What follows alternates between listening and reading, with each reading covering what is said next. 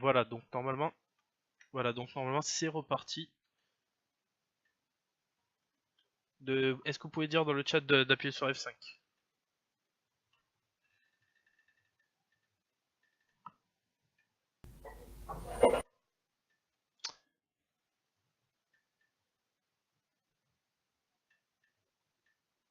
Sur un Mac, c'est quoi F5? Oula, je sais pas. Bah, tu actualises, hein. Ouais, tu actualises. Donc tout simplement, je suis désolé, c'est la première fois que ça arrive, petite perte de frame et puis ça a bugué le stream. Il fallait bien que ça arrive au moins une fois. Donc voilà. Donc pour vous dire tout simplement, je sais pas si on a entendu toute l'intégralité du coup de gueule, mais dans tous les cas, vous le retrouverez sur le replay. Donc est-ce que les autres vous voulez réagir au coup de gueule? Tu, Bah, tu l'as bien exprimé globalement. En fin de compte, c'est ça, c'est pour une fois qu'on a un arbitrage favorable. Et il n'y a pas raison d'en parler, c'est trop rare pour qu'on en parle. Si on avait ça tous les 3 week-ends, Juste, plus que favorable, juste. oui, en plus, on est pas loin de la logique. Voilà, le penalty se siffle ou se siffle pas. Si c'est la même sur Fekir, elle est sifflée, hein, évidemment. Donc voilà, on le voit ce penalty-là ailleurs, puisqu'il s'agit bien de la main de Mukele sur l'épaule et qu'il le retient. Donc voilà, après, c'est vrai que Sanson a l'avantage. Donc moi, perso, je l'aurais peut-être pas sifflé. Je considère le penalty sévère, mais selon les lois, voilà. Et puis c'est trop rare pour qu'on nous casse les noisettes avec ça. Et pourquoi on va parler que de ça et occulter le reste? Ça fait 12 mois de mascarade. On en reparle du but d'Ocampos contre Lyon à l'époque. Non, on n'a non, mais jamais c'est ça eu. le plus grave, moi. Enfin, moi, vous savez, j'ai pas trop l'habitude de commenter des trucs comme ça me passe un peu au-dessus de la tête.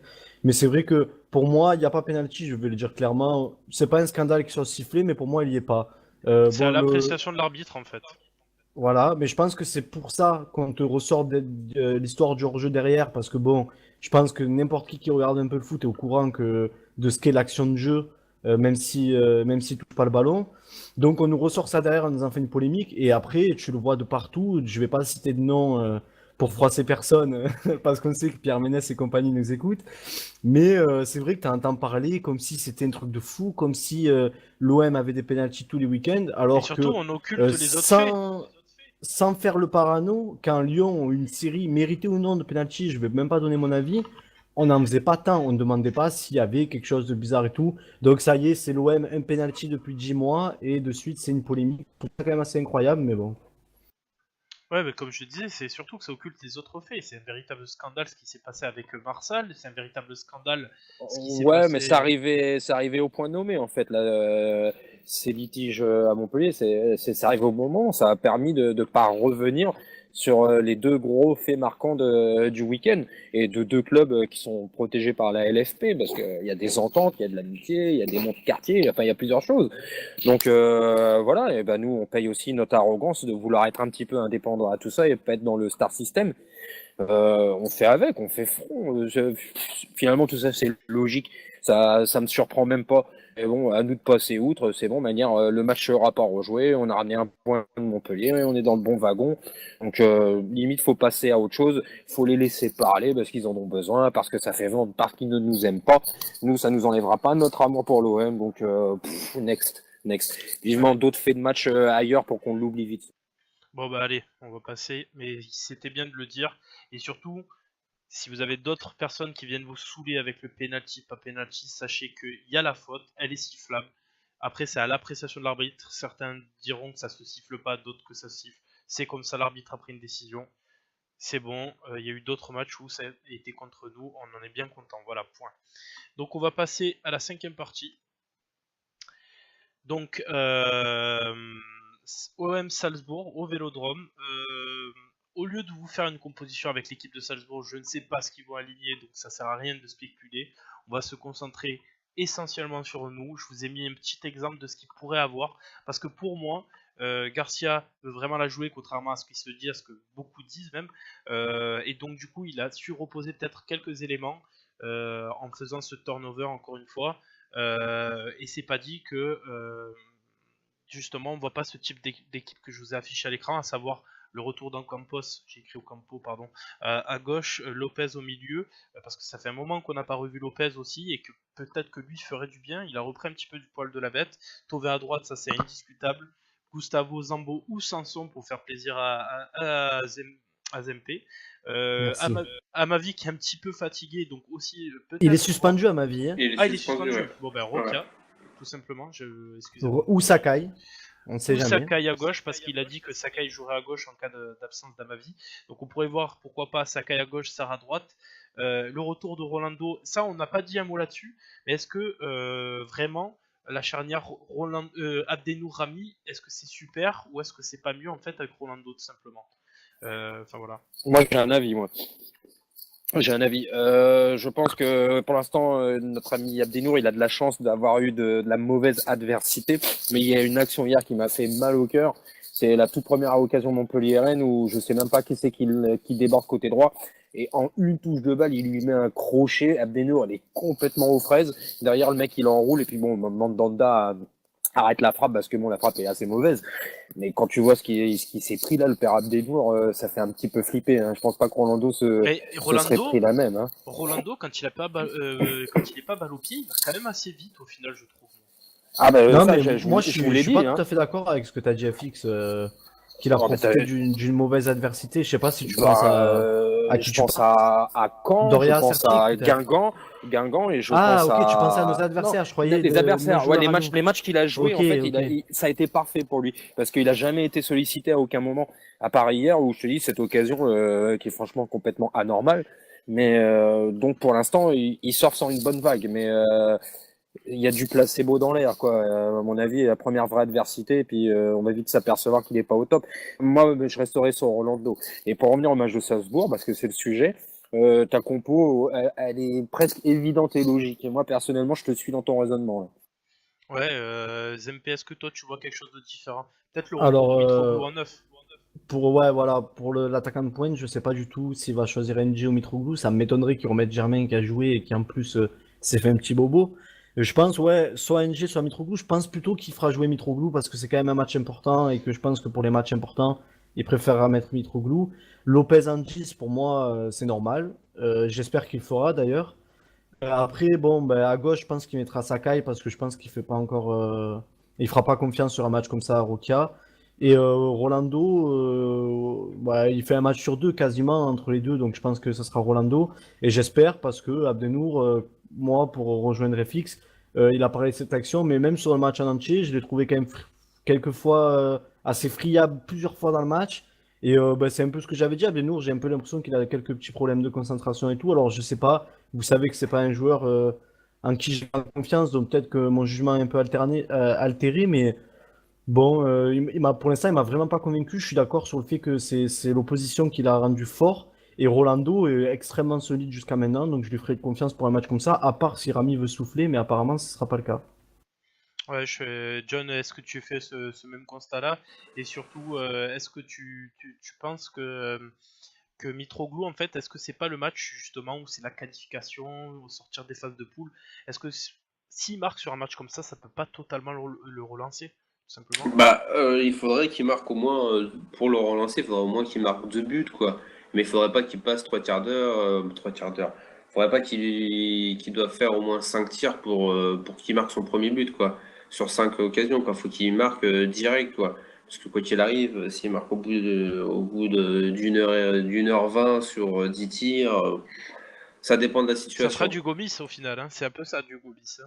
C'est 10 Ou- tirs, un but, ça finit par rentrer. Ah, et l'année dernière, des fois, il avait une occasion, il la mettait quand même au fond. Pour le défendre un petit peu. Après, c'était pas tous les matchs, mais bon, voilà. Après, sur la compo, ouais, oui, oui, ça peut être que, on peut voir que ça. Moi, je pense comme Zampé, Sakai à gauche, Sarr à droite. Je vois pas, je pensais à Doria, mais à gauche, mais non, moi, vu qu'il n'a pas joué toute la saison, je pense qu'on le verra pas. Et il n'y a pas photo, c'est Rolando dans la défense, en défense. Personnellement, Abdenour, je me dis que heureusement qu'on l'a que en prêt et qu'on pourra peut-être le laisser partir tranquillement à l'intersaison. Parce que de ce que j'ai vu pour l'instant, je suis pas du tout confiant en lui, quoi. Ouais, est-ce qu'au final, ça c'est une vraie réflexion que tu viens de dire, et est-ce qu'on s'est pas mis à faire des prêts tout simplement parce qu'on s'est trompé au mercato d'hiver et on s'est dit c'est peut-être un peu présomptueux de faire que des achats francs en fait? C'est une bonne réflexion ça. Alors là, c'est une bonne question, mais Abdenour, on l'avait pris en urgence et je pense savoir que les prêts, c'est plus facile à finaliser rapidement. Donc je pense on compte quand même le garder, hein. De toute façon, t'as pas grand-chose, hein. Sertic, je pense qu'on va pas compter beaucoup dessus. Doria, je pense que c'est mort aussi. Et Rolando, ben, son contrat expire à la fin de la saison, donc il va quand même te falloir du nombre, même si tu reprends quelqu'un d'autre. Donc je pense quand même qu'on va le garder. Mais pour les prix, ben, je sais pas. À ma vie, apparemment, ça a arrangé son club. Donc non, moi je pense que tous ceux qu'on a pris en prix, on compte les garder au final, mais c'est juste retarder le paiement en fait. Je peux juste poser une question justement. Rolando, fin de saison qui est en fin de contrat, est-ce qu'on lui redonnerait pas une ou 2 années, sachant que par la suite il va finir en joueur de complément? Parce que oui, il prouve quand même, il est là depuis quelques années, et là c'est quand même l'année où il a atteint un peu sa maturité. Là, fin. FX, qu'est-ce que t'en penses? Si tu as besoin d'un turnover pour les saisons à venir, parce que par exemple Rami n'a pas de remplaçant, il mériterait qu'on lui propose une plus une, tu vois, une année plus une autre en option. Ça pourrait être du grand dépannage. Et puis lui, à son âge et tout, le challenge peut encore lui plaire. Il va peut-être pas vouloir chercher. Je crois qu'il se plaît à Marseille, moi. Voilà, il va peut-être pas chercher davantage à briller. Même là, la rotation, il a l'air de bien la vivre. Et puis, moi, dès qu'il joue, je suis satisfait. Donc, pourquoi pas le revoir une année en option, et plus une seconde, pour histoire de montrer qu'on se fout pas de sa gueule et qu'on compte sur lui. Moi, je milite Et pour. si tu m'aurais dit ça, si tu m'aurais dit un jour Si tu que m'avais, si tu Rami m'avais. Rolandé, ouais, pardon, si tu m'avais dit un jour que Rami Rolando serait une charnière super solide, enfin, que ça tiendrait le coup avec des profils aussi similaires entre guillemets, enfin, je t'aurais jamais cru, quoi. Mais personne qui aurait. Enfin, pareil, le début de saison de Tovin, même qui aurait cru il y a quelques saisons de ça que Tovin serait ton élément essentiel, tu vois, sous l'ère Bielsa par exemple, tout le monde le voulait à la cave, Tovin, parce qu'ils en pouvaient plus de lui. Maintenant, bah, tu peux plus te passer de lui, tout simplement. Enfin, c'est le football. On retrouve le problème aussi qu'on a eu avec Gignac, où le mec pendant 3 ans il mangeait des Big Mac et puis à l'arrivée il sort de saison tonitruante. Comme quoi le temps ça paye, mais dans le foot moderne le temps il est dur à donner aussi. C'est dur de donner du crédit quoi. C'est que les mecs après ils arrivent à profiter d'une mauvaise concurrence, ils arrivent pas à partir et finalement ils arrivent quelque part un petit peu à briller. Moi je pense aussi au cas de Bounassar, les prestations qu'il a fait sur nos couloirs droits, Bah, ça avait été le c'est cas contre Angers ou quoi. une vraie C'est trouvaille. c'est une satisfaction. À l'arrivée, Bounassar fait une bonne saison de dépannage. Regarde, là, si on va foutre Sakai à gauche, je suis pas inquiet de me retrouver avec Sarr à droite. Je crie pas, oh non, pas lui, c'est pas Evra, quoi. Donc, à l'arrivée, des fois, ouais, il y a des joueurs qui ont cette chance de pouvoir traverser un petit peu le temps et acquérir justement le temps nécessaire pour montrer qu'ils ont aussi une certaine valeur. Bien sûr, à Marseille, on aspire mieux que ce que nous sommes en train de dire, mais là, actuellement, ça nous fait du bien, ça. Donc pour finir, je pense qu'on va passer aux questions-réponses. On était assez complet sur ce talk-là. Donc tout simplement, est-ce que John, tu as relevé quelques questions? Si vous voulez poser des questions dans le chat, n'hésitez pas, faites-le tout de suite. Et on va y répondre. On va en prendre quelques-unes parce qu'on a un petit peu... on n'a pas de retard pour le moment, mais voilà, on va prendre quelques questions. Alors, question habituelle de Energizer. Petite erreur sur Mandanda sur le but d'hier, avec un point d'interrogation. Donc, Oui. Oui, on est tous d'accord. Non. Faute de main, faute de main. Et John, Ah, t'es pas d'accord? John n'est pas d'accord. Sur le but, non, la balle a rebondi juste devant lui.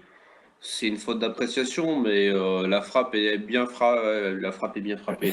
Ouais, c'est logique quoi. Mais la balle rebondit juste devant lui, c'était. Ouais, je peux pas te dire c'est John, une erreur quoi. tu défends Mandanda en sortant cette phrase, il y a une erreur d'appréciation. Malheureusement, Non, mais c'est pas une tu viens de erreur faire un aveu. d'appréciation. Ouais, non, mais. T'as fait un aveu, je suis désolé, lapsus révélateur. Sinon une frappe trompeuse, je pense qu'il voulait dire. Donc, Voilà, plus une frappe trompeuse quoi. Le gars la frappe, oui, putain, bon, on va y arriver. Non, mais Mais il y a moi, le ce qui me rebond dérange, devant lui, bon bah voilà quoi. Après oui, c'est qu'il la touche et puis voilà quoi, il se retrouve comme voilà, un il con est quoi. dessus en fait. Juste que voilà, il la touche, il est dessus, mais il la repousse pas. Et pour moi, c'est une faute de main. Il doit y aller plus dur dessus et la repousser. Après, bon, on peut pas lui en vouloir. Mais voilà. Pourtant, il n'est pas gêné par Hilton sur cette frappe-là. Mais par contre, on lui en veut pas. Finalement, on l'a pas souligné parce que comme il nous fait une très bonne saison, c'est ce que bah, j'appelle ça arrive. l'immunité. Voilà, c'est l'immunité. Voilà. Et bon, il a fait sa micro-bourde pour la première fois depuis le début de la saison. Next, on passe et puis voilà, il nous en fera pas une Alors avant le c'était pas la première. mois de février. Ouais, tais-toi. Donc on va passer à la prochaine question. Question encore de Energizer. Comment se fait-il qu'avec Germain on joue dans les airs comme si c'était un pivot, et alors qu'avec Mitroglou on joue en profondeur et dans les pieds, ça devrait être l'inverse? Et ça, c'est une très bonne question. Parce que tu vois que même au niveau professionnel, on peut être parfois encore un peu con-con, quoi. Et je suis pas sûr que ce soit des consignes, mais que ce soit les joueurs eux-mêmes qui décident de ça. Mais Ah, moi, c'est je pense que confiant. si on peut trouver une explication, parce que c'est vraiment compliqué comme question. Moi, j'en vois une, c'est que Montpellier, c'est un match fermé, par exemple, tu as mis Germain, et je lui ai envoyé des longs ballons parce que tu galérais à le trouver, tout simplement. Et que si ça avait été Mitroglou, tu aurais fait la même chose, mais c'était Germain, et c'est là que je trouve que le choix de Germain était pas bon. Ouais, c'est ça, c'est le choix à la base n'est pas bon. Alors j'ai souvent défendu Garcia, mais quelle erreur de mettre Germain seul en pointe. Je voyais pas du tout Germain quelque Après, part. bon, que ce soit dans les pieds ou dans les airs, les deux, on a du mal à les trouver à chaque match, hein, on va pas se mentir. Moi ouais, je suis d'accord avec toi parce que j'avais lu sur le chat que quelqu'un disait, pas aujourd'hui, mais il y a un précédent talk, quelqu'un disait que Mitroglou c'était pas si bon que ça de la tête. C'est pas un vrai attaquant de tête. Après, à savoir vrai ou Et faux. que le jeu long de Luis Gustavo laisse quand même pour l'instant à désirer, parce qu'on sait que c'est un joueur formidable, on l'aime tous. Par contre, il y a une réalité, c'est que son jeu long, il a pas encore réglé la mienne, parce que Rami, dans les ouvertures, est pour moi nettement supérieur, donc il y a un problème. Ouais. Donc on a que ça comme question ce soir, c'est ça? Non, regarde, t'en as deux autres au-dessus. Oui. T'as Ah, encore une question d'Energizer, une question de Joey Star, Joey Star. alors attends, hein, je remonte, désolé. Hop. Ah oui. Joseph Joestar. Donc, Twitter, là, si Payet venait à partir, qui pour le remplacer? On propose Ziyech, Delefau ou autre. Ça dépend ce que tu cherches. Si tu cherches un milieu offensif pour rester dans ce Profil schéma-là, tu vas Payet. prendre Ziyech. Si tu cherches à passer en 4-4-2, par exemple, tu peux prendre un Deulofeu pour le mettre sur le côté. Euh, Deulofeu, c'est quand même un joueur que enfin, je me verrais mal le refuser parce qu'il est intéressant. Ziyech, c'est un joueur intéressant aussi, mais enfin, je suis pas un énorme fan. En fait, je l'aime bien, hein, c'est un joueur que j'aime bien vraiment. S'il veut venir à l'OM, je le prends, il n'y a pas de souci, hein. Mais à choisir, je sais pas. Ouais, franchement, je sais pas. Moi, de toute façon, je vois pas Payet partir maintenant. Et je sais même pas si j'aurais envie qu'il parte. Mais C'est bien, tu enchaînes sur la prochaine question. ah ben voilà. Donc, il y a la question de Energizer. Faut-il se séparer de Dimitri Payet cet hiver? J'y crois pas du tout, mais j'aimerais qu'il parte. Non, moi je le garde. Moi, pour tout Moi, je vous le dire, garde aussi. j'aimerais Tu, bien qu'il parte, en fait. Vraiment. Moi, j'aimerais qu'il parte cet été, mais non, pas là, pas maintenant. Ça ferait du bruit et j'ai pas envie que Marseille soit couvert de bruit. J'ai envie qu'on avance, qu'on bosse, donc ça serait pas le moment. Je pense que ça, Après, non, non, ça ferait trop de racisme. si tu me dis un club il pose 30 millions et tu prends Ziyech derrière, go, parce que pour Mais il y l'avenir a c'est bien. personne qui mettra 30 millions. Mais voilà, tu sais très bien que là, si tu vas vendre Payet maintenant, tu vas perdre beaucoup d'argent et je vois pas trop l'intérêt en fait. Après, cet été, tu me dis oui, il part, tu peux le remplacer par plus jeune avec plus de potentiel, pourquoi pas. Faut en voir ce qu'il aura donné à la fin de la saison, mais pour le moment, non, c'est Alors, pas possible. je vais juste poser une question additionnelle à celle-là. À votre avis, alors je sais très bien que la valeur d'un joueur, ça veut rien dire parce qu'au final, il a une valeur en fonction de ce que les clubs vont proposer. Mais à votre avis, à l'heure actuelle, combien ça vaut un Payet? Voilà, c'est la question, John. Combien tu mettrais sur Payet maximum à l'heure actuelle? 10, 15. Et encore, compliqué, hein. Plus 10 que 15 même. FX, toi, combien tu mettrais? Bah, si Leicester et Birmingham m'en proposent 12, marché conclu. Ouais, Zempe, toi, tu penses qu'il vaut combien à l'heure actuelle? Ah, ben, je dirais 15 millions si t'as l'espoir qu'il reparte. Alors, je vais être honnête avec vous, je pense qu'il vaut moins que ça. On le laisse déjà partir à la base à 15 millions, il était bien meilleur que ce qu'il est là. J'ai bien peur qu'il a perdu énormément en valeur commerciale. Et que pour le coup, on prend des joueurs, on le sait à 30 millions Payet, on met 30 millions sur Payet sans avoir espoir d'avoir un retour financier à la revente. Et par contre, on va avoir des retours sur le sportif.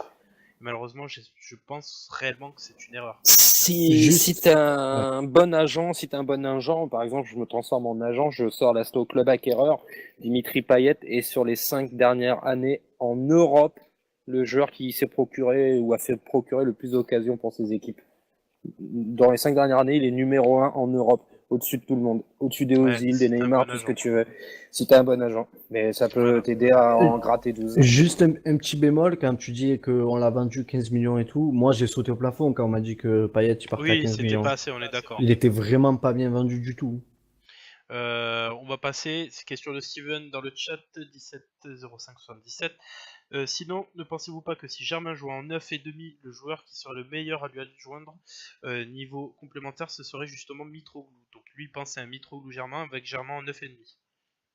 Ouais, Clairement, si les deux sont dans leur registre et bons dans leur registre, moi je vois Germain comme un très bon attaquant qui dézone beaucoup, qui participe beaucoup au jeu et qui a besoin d'un point de fixation à côté de lui. Je vois Mitroglou comme un point de fixation et un très bon finisseur. Donc si les deux sont enfin pas complémentaires du coup, parce que c'est la question, mais qui sont dans leur registre et performants, je pense que ça irait bien ensemble. Ouais, quelqu'un d'autre a quelque chose? Le chatter a raison, parce qu'en fin de compte, ça ressemblerait par rapport au profil un peu à du Falcao Germain qui a bien fonctionné l'année dernière. Et si tu es un bon directeur sportif, tu casses les deux genoux à Mitroglou, du coup tu l'éjectes et puis tu te démerdes pour aller chercher Falcao à Monaco. Et là, on pourrait refaire une belle doublette devant. Redescendre. Je vais tout de suite te faire redescendre. Je sais, je déconne. Mitroglou, c'est 15 millions et il t'appartient à 50%. Donc sache qu'il vaut plus que ça. Voilà. Oui, je sais bien. Donc j'avais raison, Zempé. Pardon. Ouais. Petite vengeance personnelle. Question de Audley13 dans le chat. On le voit quand NJ. Question Gunther. Tiens, question Gunther. On le voit quand NJ en championnat. Bah, le problème, c'est que je pense que Garcia, il a sa tête de turc. On y a répondu dans le talk. Mais Garcia, il a ses têtes de turc. Là, c'est NJ. L'année dernière, c'était Kabela. L'année d'avant, c'était Kabela et Aroneya Izeka. Voilà, c'est comme ça. Il a des têtes de turc et j'ai peur que ça nous desserve. Après, c'est peut-être des raisons qu'on ne voit pas. C'est pas un joueur fouteur de merde. C'est ça le truc, tu vois. Alors oui, il a son caractère, il va être désinvolte, mais il va absolument pas tout pouvoir investir, NJ. C'est ça le truc. Ça se trouve, il se donne pas non plus à 100% à l'entraînement. Il y a toujours quelque chose qui. Après, c'est peut-être son troisième choix, et puis point barre, on doit s'attendre à ça, et puis c'est tout. Quoi. Ouais, des secrets de vestiaire, de toute façon, on sait pas, mais NJ, il a taquiné la marmotte à Madame Garcia, et puis du coup, il le paye. Je pense pas, mais bon. On va prendre la dernière question pour ce talk, question de Steven 170577. En parlant de polémique, ce sera pour les questions de fin d'émission, histoire de savoir ce que vous pensez de ce con, de Patrice Carteron, qui a brûlé le drapeau de l'OM et pissé sur les lettres Marseille devant le Vélodrome vide. Qu'est-ce que vous en pensez? Qui viennent le faire dimanche à 21h. Voilà, tout simplement. Mais il était un dimanche matin à 8h quand il n'y avait personne.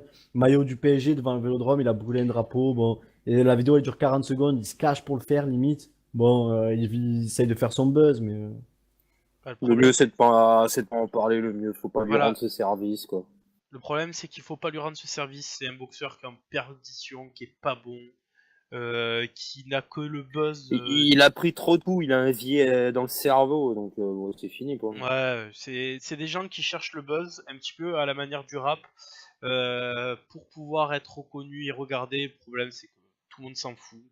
Et laisser faire ce genre de guignol qui fait ça à 6h du matin ou je sais pas quelle heure quand il y a des gains ou que tout le monde s'en fout. Et puis tout simplement, il viendra un de ces quatre devant le Vélodrome à 21h et puis il verra s'il arrive à faire la même chose. J'en doute. Je vais reprendre quand même la dernière question. Pensez-vous que la tactique a des chances d'évoluer ou c'est peine perdue avec Garcia? C'est question de Steven toujours. Il faut montrer un peu de respect envers Rudy Garcia parce qu'il a fait une erreur, il l'a reconnu, il a changé de système et le système nous met dans un big four. On est au coude à coude, même nombre de points quasiment que Monaco et Lyon. C'est-à-dire que dans le championnat hors Paris, qui sont censés gagner logiquement, on peut gagner le championnat. On est en position de le faire. Donc le mot peine perdue, en fait, il est un peu trop. C'est vrai que quelque chose ne nous va pas, hein, c'est évident. Ça nous énerve, on voudrait être meilleur. Mais après, il faut voir la réalité du classement. Et la réalité du classement, on est au coude à coude avec deux équipes dont on pensait pas que ça serait possible. Et pour finir avec ça, je tiens à préciser que l'OM se classe en top 8 européen en termes de tirs tentés par match. devant Paris, devant tous les autres clubs français d'ailleurs, devant Paris, devant Lyon, et que nous sommes la seule équipe à marquer à chacun de nos matchs en championnat. Donc peut-être que le système n'est pas si clinquant à voir, mais en tout cas on est plutôt offensif, et c'est la devise du club, droit au but, et c'est ce qu'on fait plutôt bien. Et s'il y a des auditeurs qui sont complètement ravagés du bulle, à la rigueur, je veux bien savoir combien de clubs européens ont pour l'instant, depuis le début du championnat, réussi à marquer à chaque match.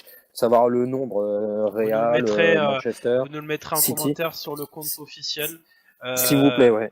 Voilà, et donc nous, pour le coup, on va terminer ce talk ici, pardon. On se donne rendez-vous lundi prochain, ou peut-être, je vous préviendrai entre-temps, après le match de Salzbourg, pour l'éventuelle qualification ou non. On verra, on en parlera entre nous si on peut le faire. En tout cas, lundi prochain, sûr. En tout cas, je suis vraiment content que vous soyez fidèles au talk, et n'hésitez pas à en parler autour de vous. Si vous avez Facebook, parlez-en sur Facebook, etc., etc. Le replay va arriver en 2 fois pour le coup, puisqu'il y a eu la coupure en plein milieu. N'hésitez pas à parler du replay, à lâcher un petit pouce bleu, à vous abonner à la chaîne, et nous on vous souhaite une bonne soirée à tous. Et au à compte lundi Instagram. prochain. Et au compte Instagram, pardon, j'ai pas l'habitude. Et salut à tous. Bonne soirée. Bonne soirée.